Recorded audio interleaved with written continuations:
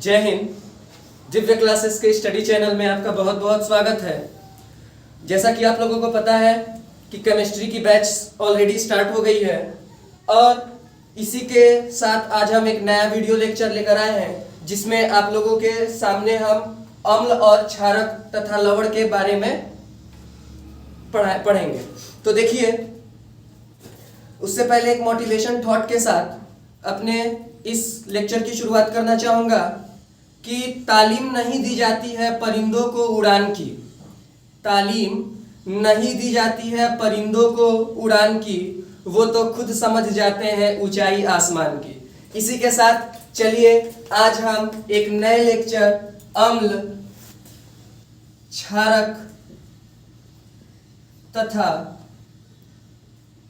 लवण के बारे में अध्ययन करते हैं, मतलब एसिड, बेसेस एंड साल्ट। अब ये अम्ल है क्या? तो अम्ल याद कीजिए कि 1000 साल पहले जब आप लोग क्लास 6 या 7th में होंगे तो पढ़ते थे कि वे पदार्थ जो स्वाद में खट्टे हों अम्ल कहलाते हैं। तो अब तो ये 1000 साल की बात हो गई। अब हम लोग नए युग में आए हैं तो अब नए तरीके से अम्ल को जानेंगे। तो देखिए, अम्ल क्या होता है? तो बेसिक सी बात तो यह है कि अम्ल वे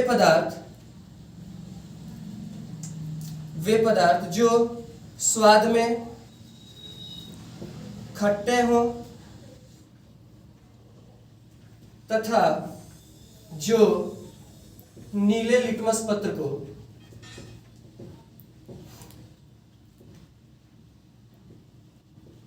को लाल कर देते हैं,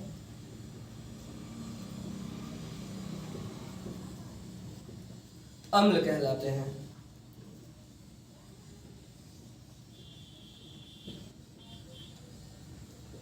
मतलब कि बेसिक को तो कभी नहीं छोड़ेंगे, भले से 1000 साल पहले की बात कर लें या 1000 साल बाद की बात कर लें, बेसिक तो हमेशा से बेसिक रहा है। और बेसिक को जाने बिना, मतलब सीढ़ी पर चढ़े, सीढ़ी पे पहला कदम रखे बिना छत पे चढ़ना असंभव होता है। तो आइए बेसिक से स्टार्ट करते हैं कि वे पदार्थ जो स्वाद में खट्टे होते हैं तथा जो नीले लिटमस पत्र को लाल कर देते हैं अम्ल कहलाते हैं। अब बात आएगी कि सर ये लिटमस पत्र क्या है? तो वास्तव में लिटमस पत्र नहीं होता है। लिटमस का विलयन, मतलब लिटमस एक विलयन होता है जो बैंगनी रंग का एक रंजक होता है, ठीक, जिसे थैलोफाइटा समूह के लाइकेन पौधे से क्या किया जाता है? प्राप्त किया जाता है। और इस लिटमस विलयन से हम लोग पत्र बनाते हैं जिसका प्रयोग हम लोग सूचक के रूप में करते हैं। तो ये बात हो गई लिटमस की कि इसे कैसे प्राप्त करते हैं। तो सर थैलोफाइटा समूह के लाइकेन पौधे से प्राप्त किया जाता है। थैलोफाइटा समूह के लाइकेन पौधे से इसे प्राप्त किया जाता है जिससे पत्र बनाकर हम लोग इसका प्रयोग सूचक के रूप में कर सकते हैं। अब बात करते हैं अम्ल के बारे में थोड़ी सी और। तो देखिए, आर्हेनियस महोदय थे, आर्हेनियस, उन्होंने अम्ल को अपने हिसाब से अम्ल की व्याख्या की। तो आर्हेनियस के अनुसार अम्ल क्या है? तो देखिए, आर्हेनियस ने कहा था कि वे सभी पदार्थ जो जलीय विलयन में अपघटित होकर या आयनित होकर H धनायन आयन देते हैं, मतलब हाइड्रोजन आयन अपघटित करते हैं, वे पदार्थ जो जलीय विलयन में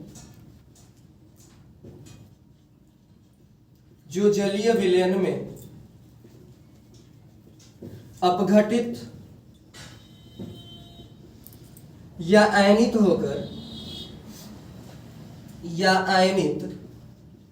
होकर H धनायन हाइड्रोजन आयन देते हैं, अम्ल कहलाते हैं आर्हेनियस के अनुसार। अब अम्ल में अगर बात करें तो केवल ये हाइड्रोजन आयन ही देते हैं, H धनात्मक आयन ही देते हैं, इसके अतिरिक्त कोई अन्य धनात्मक आयन नहीं देते हैं, अम्ल कहलाते हैं। तो आर्हेनियस के अनुसार अम्ल की डेफिनेशन क्लियर हो गई। क्या है? वे पदार्थ जो जलीय विलयन में अपघटित होकर या आयनित होकर हाइड्रोजन आयन देते हैं, अम्ल कहलाते हैं। एग्जांपल के तौर पे हमारे पास है हाइड्रोक्लोरिक HCl है, H2SO4 है, HNO3 है। मतलब ये HCl मतलब हाइड्रोक्लोरिक अम्ल। H2SO4 का मतलब है सल्फ्यूरिक अम्ल।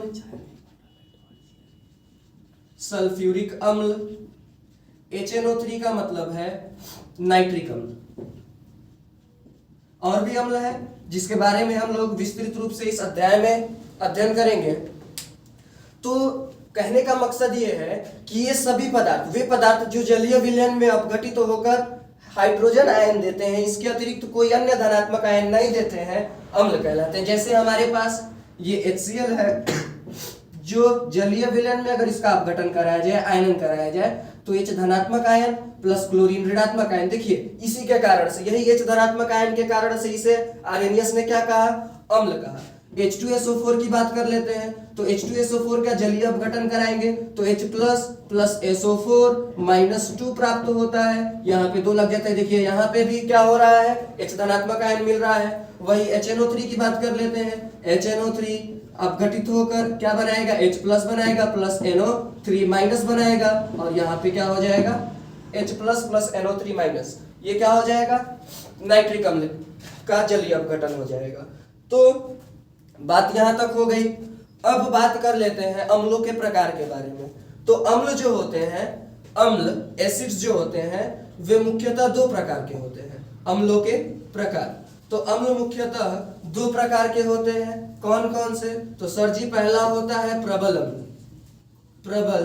अम्ल, जिसे हम लोग स्ट्रॉन्ग एसिड भी कहते हैं। प्रबल अम्ल क्या होता है? तो वे अम्ल जो जलीय विलयन में पूर्णतः अपघटित या आयनित हो जाते हैं। मतलब वे अम्ल जो जलीय विलयन में पूरी तरह से अपघटित हो गए। तो ये तो अम्ल की परिभाषा हो गई। नहीं, देखिए जो पूरी तरह से अपघटित होकर हाइड्रोजन आयन दे देते हैं, वे क्या कहलाते हैं? प्रबल अम्ल कहलाते हैं। तो प्रबल अम्ल की डेफिनेशन क्या लिखेंगे? वे अम्ल जो जलीय विलयन में पूर्णतः अपघटित या आयनित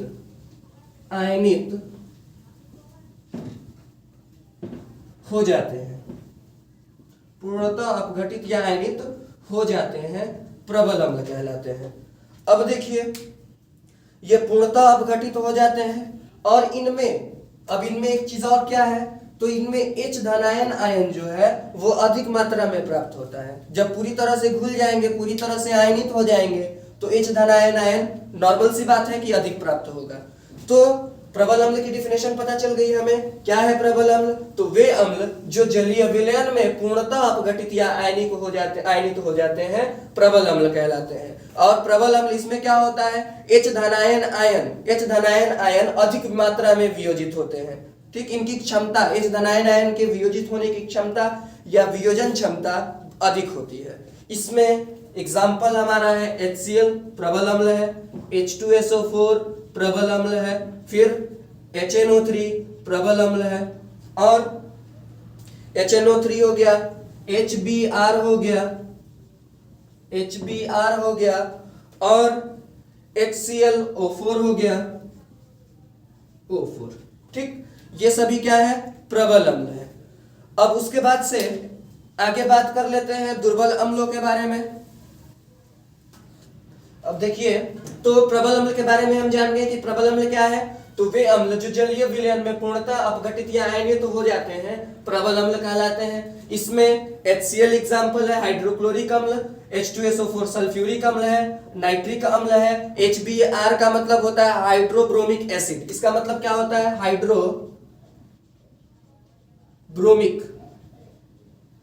ब्रोमिक एसिड, मतलब हाइड्रोब्रोमिक अम्ल होता है। ठीक, HBr का मतलब हाइड्रोब्रोमिक अम्ल होता है, और HClO4 का होता है पेंटाक्लोरिक एसिड। इसको क्या कहते हैं? माफ, एक सेकंड, थोड़ा सा इसमें चलिए HCl4 को क्या कहते हैं? पर क्लोरिक एसिड। बीच बीच में थोड़ी सी दुविधाएं आ रही हैं, लाइट भागने की वजह से थोड़ा सा सपोर्ट करते रहिए और आगे बढ़ते रहिए। तो देखिए, प्रबल अम्ल वे अम्ल जो जलीय विलयन में पूर्णतः अपघटित या आयनित हो जाते हैं, क्या कहलाते हैं? प्रबल अम्ल कहलाते हैं। इसमें हाइड्रोक्लोरिक एसिड है, सल्फ्यूरिक एसिड है, नाइट्रिक एसिड है, हाइड्रोब्रोमिक एसिड है और परक्लोरिक एसिड है। अब अगले प्रकार की बात कर लेते हैं। तो दूसरा प्रकार होता है हमारा दुर्बल अम्ल। दुर्बल अम्ल क्या होता है? तो दुर्बल अम्ल, अब देखिए नाम से ही पता चल रहा है, प्रबल था पूर्णतः वियोजित या आयनित हो गया, दुर्बल अम्ल पूर्णतः आंशिक रूप से अल्प मात्रा में वियोजित या आयनित होगा तो क्या कहलाएगा? दुर्बल अम्ल कहलाएगा। तो वे अम्ल जो आंशिक रूप से या अल्प मात्रा में जलीय विलयन में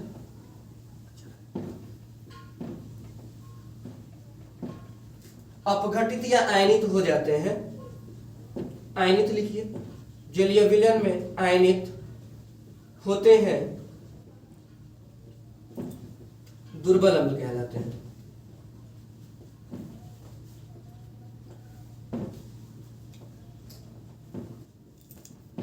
वे अम्ल जो जलीय विलयन में अल्प मात्रा में, जो अल्प मात्रा में जलीय विलयन में आयनित होते हैं, दुर्बल अम्ल कहलाते हैं। अब दुर्बल अम्ल का एग्जाम्पल क्या है?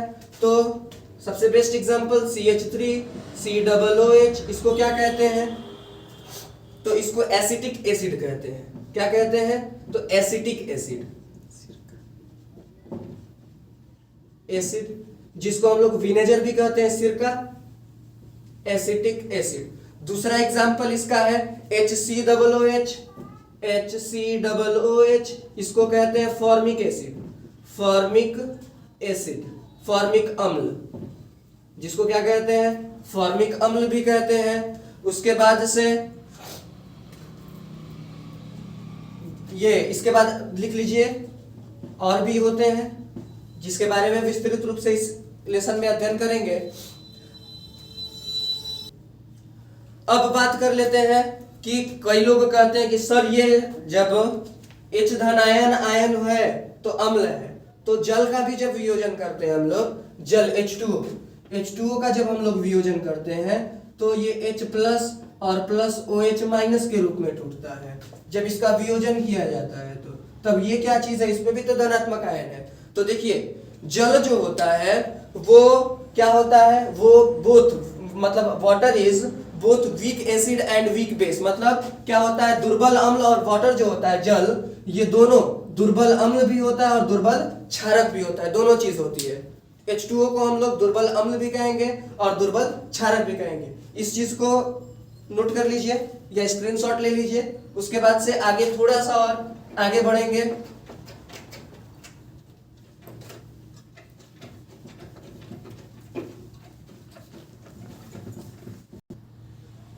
अब बात करेंगे अम्लों के भौतिक गुणों के बारे में, अम्ल के भौतिक गुणों के बारे में।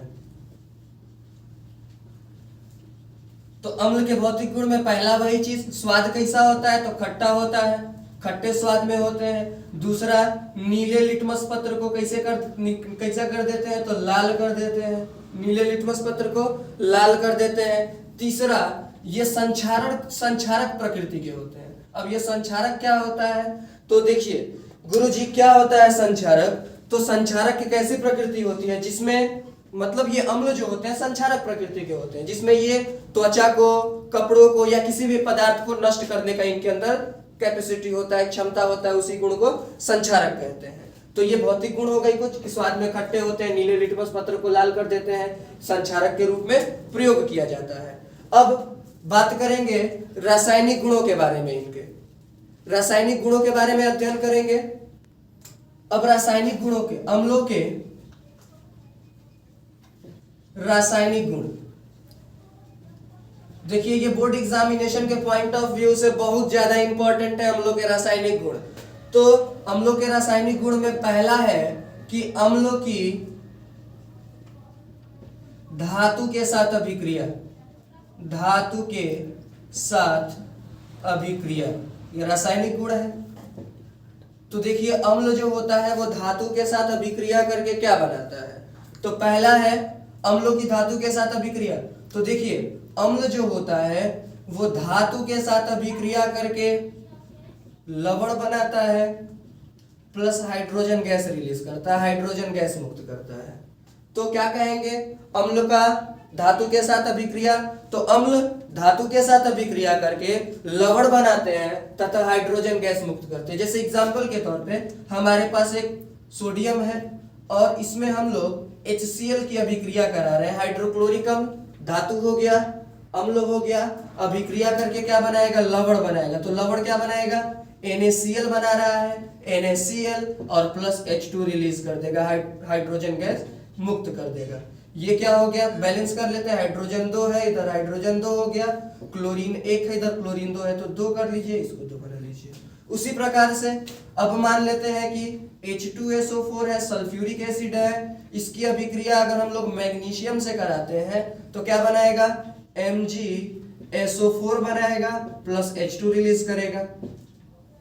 क्यों MgSO4 बनाएगा, क्योंकि सल्फेट SO4 की संयोजकता 2 होती है, मैग्नीशियम की भी संयोजकता 2 होती है। ये बना दिया लवण और उसके बाद से हाइड्रोजन गैस रिलीज कर दिया। तो कहने की बात बस इतनी है कि पीरियोडिक टेबल में जितने भी धातु हैं वे सभी अम्ल के साथ अभिक्रिया करके, वो भी कौन से अम्ल के साथ, तो तनु अम्लों के साथ अभिक्रिया करेंगे, डाइल्यूट एसिड के साथ अभिक्रिया करके क्या बनाते हैं, लवण बनाते हैं तथा हाइड्रोजन गैस मुक्त करते हैं। दूसरी चीज क्या है, तो दूसरी चीज है कि धातु कार्बोनेट तथा धातु हाइड्रोजन कार्बोनेट के साथ अभिक्रिया, धातु कार्बोनेट तथा धातु हाइड्रोजन कार्बोनेट के साथ अभिक्रिया,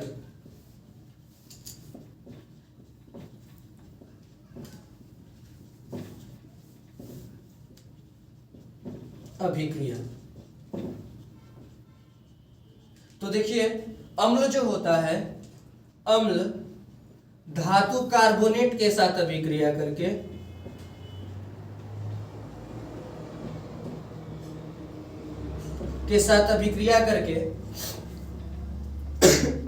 लवण बनाता है, कार्बन डाइऑक्साइड बनाता है,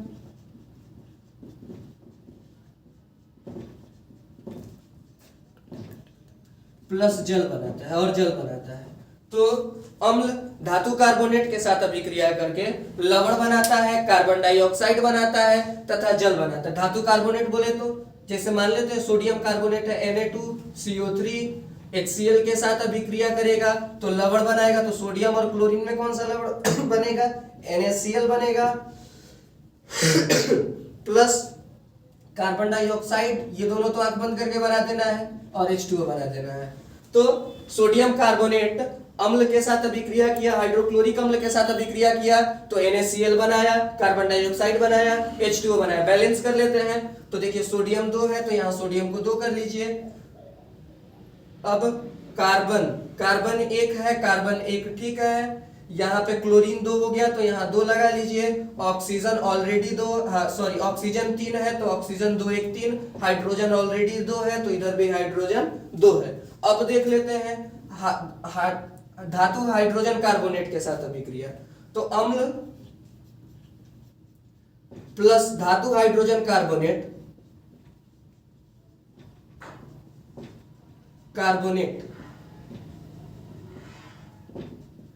अम्ल के साथ अभिक्रिया करेगा, धातु हाइड्रोजन कार्बोनेट अम्ल के साथ अभिक्रिया करेगा तो लवण बनाएगा, कार्बन डाइऑक्साइड बनाएगा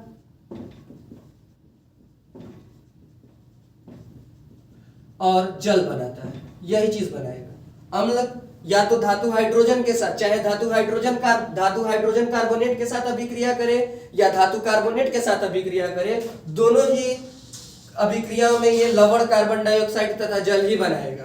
तो देखिए धातु हाइड्रोजन कार्बोनेट NaHCO3 धातु हाइड्रोजन कार्बोनेट हो गया, इसके साथ अगर HCl की अभिक्रिया कराई जाए तो सेम यही चीज बनेगी, NaCl बनेगा प्लस CO2 बनेगा और H2O बनेगा। अलग अलग धातुओं से अभिक्रिया करेंगे तो अलग लवण तो अलग अलग बनेगा लेकिन कार्बन डाइऑक्साइड और जल वैसा ही बनेगा, वही चीज बनेगा। तो अब इस चीज को बैलेंस करने की जरूरत नहीं है, ऑलरेडी ये बैलेंस है। सोडियम एक, क्लोरीन एक, कार्बन एक है, हाइड्रोजन 2 है, इधर भी हाइड्रोजन 2, ऑक्सीजन 3, ऑक्सीजन 2 1 3 बैलेंस है। अब तीसरी चीज जान लेते हैं। तीसरी चीज क्या है? तो धातु ऑक्साइड और अम्ल की अभिक्रिया। धातु ऑक्साइड प्लस अम्ल, धातु ऑक्साइड अम्ल के साथ अभिक्रिया करके क्या बनाता है? तो धातु ऑक्साइड अम्ल के साथ अभिक्रिया करके लवण बनाता है तथा जल बनाता है। क्या बनाएगा? धातु ऑक्साइड अम्ल के साथ अभिक्रिया करके लवण तथा जल बनाते हैं। अब धातु ऑक्साइड क्या है? तो देखिए CaO है, कैल्शियम ऑक्साइड धातु ऑक्साइड है। किसके साथ अभिक्रिया करेगा? मान लेते हैं HCl के साथ अभिक्रिया किया तो क्या बनाएगा? CaCl2 कैल्शियम क्लोराइड बना लेगा, प्लस क्या बनाएगा? H2O बनाएगा। बैलेंस कर लीजिए, कैल्शियम एक, क्लोरीन 1 है, इधर क्लोरीन 2 है, 2 लगा दीजिए। हाइड्रोजन 1 है, हाइड्रोजन 2 है, इधर भी हाइड्रोजन 2, ऑक्सीजन 1 और 1 संतुलित है। उसके बाद अगर देख लेते हैं सोडियम ऑक्साइड है, Na2O अभिक्रिया करेगा HCl के साथ तो क्या बनाएगा? NaCl प्लस H2O बना लेगा। तो ये भी क्या है? सोडियम 2 है, इधर सोडियम 2 कर लीजिए, क्लोरीन 2 हो गया, हाइड्रोजन 2, ऑक्सीजन बैलेंस है। तो अम्लों के रासायनिक गुण में हमने क्या पढ़ा कि धातुओं के साथ अभिक्रिया, तो अम्ल धातु के साथ अभिक्रिया करके लवण बनाते हैं तथा हाइड्रोजन गैस मुक्त करते हैं। धातु कार्बोनेट के साथ अभिक्रिया, तो धातु कार्बोनेट या धातु हाइड्रोजन कार्बोनेट दोनों के साथ अम्ल अभिक्रिया करके लवण बनाता है, कार्बन डाइऑक्साइड बनाता है तथा जल बनाता है। तीसरी चीज हमने क्या जाना कि धातु ऑक्साइड और अम्ल की अभिक्रिया, तो धातु ऑक्साइड के साथ अम्ल अभिक्रिया करके लवण तथा जल बनाता है। इसी के साथ आज हम लोग अपने इस लेक्चर को यहीं पे खत्म करते हैं और आशा करते हैं कि आप हमारे इस चैनल को आप जरूर सब्सक्राइब करें और इस वीडियो को शेयर कीजिए और जहां तक अपने दोस्तों से हो सके इसके बारे में बताइए कि बोर्ड परीक्षा के लिए बहुत ही इंपॉर्टेंट सेशन चल रहा है। तो देखिए, क्योंकि कामयाबी पाना बहुत छोटी चीज नहीं होती है, कामयाबी हर कोई नहीं पा सकता है। कामयाबी पाने के लिए कुछ पाने के लिए कुछ खोना पड़ता है, क्योंकि कामयाबी जो होती है सुबह जैसी होती है। कामयाबी सुबह जैसी होती है जो मांगने से नहीं जागने से मिलती है। इसी के साथ हम अपने इस सेशन को यहीं पे खत्म करते हैं और आपसे अनुमति चाहेंगे। तब तक के लिए जय हिंद, वंदे मातरम।